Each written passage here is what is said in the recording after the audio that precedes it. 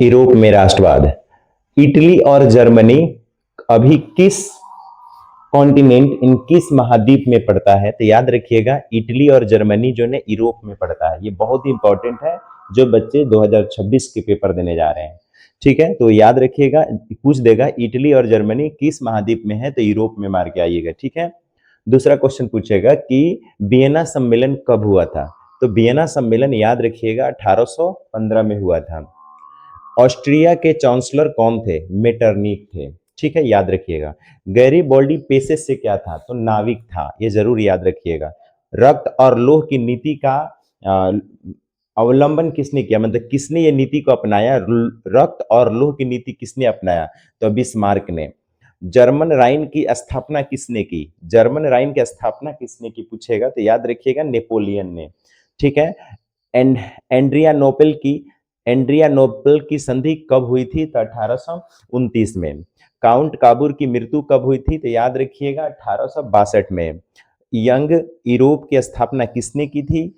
तो याद रखिए 1834 में किया था, मेजनी ने किया था। ठीक है, और 1848 की क्रांति किसने कराई थी, किसके नेतृत्व में हुआ था? तो लुई फिलिप्स के नेतृत्व में हुआ था। ये जरूर याद रखेंगे। और एक और ऑब्जेक्टिव यहाँ पर इंपॉर्टेंट कि कार्बोनरी का संबंध किससे है? कार्बोनरी का संबंध किससे है? तो मेजनी से है।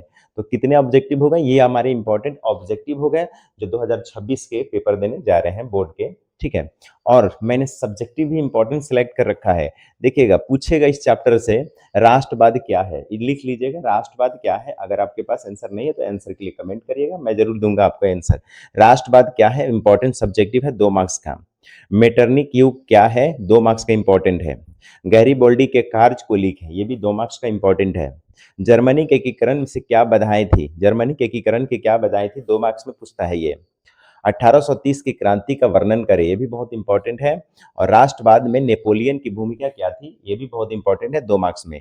और लॉन्ग क्वेश्चन में पूछता है 1848 की क्रांति का वर्णन करें, यूनान के राष्ट्र स्वतंत्रता संग्राम का वर्णन करें, और इटली और जर्मनी के एकीकरण का वर्णन करें। तो 3 यहाँ पे लॉन्ग क्वेश्चन सिलेक्ट किया है, बाकी यहाँ 6 जो है ना वो 2 नंबरिया सिलेक्ट किया है। तो इन्हीं में से जो मैंने क्वेश्चन सिलेक्ट किया, इन्हीं में से क्वेश्चन आपको आएंगे किस चैप्टर से? राष्ट्रवाद में, यूरोप में राष्ट्रवाद। तो ये इतने ऑब्जेक्टिव और ये हमारे सब्जेक्टिव, इनको लिख लें और समझ लें, यही बहुत इंपॉर्टेंट क्वेश्चन है। मिलते हैं अगले वीडियो में, तब तक के लिए प्लीज कमेंट जरूर करें और लाइक, सब्सक्राइब और शेयर जरूर करें। जय हिंद, जय भारत।